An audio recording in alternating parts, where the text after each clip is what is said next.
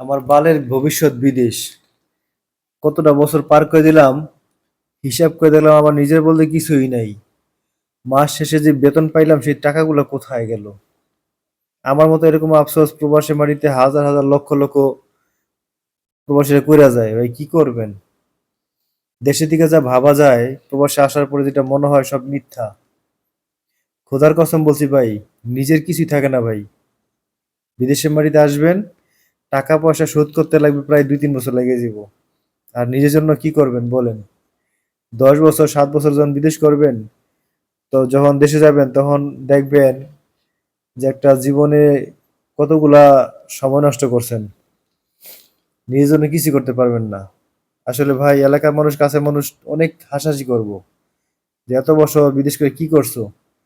কপাল যদি বিদেশি মাটিতে ভালো না হয় না ভাই, ১৫ বছর ২০ বছর ৩০ বছর না ভাই, কোনো লাভ নাই।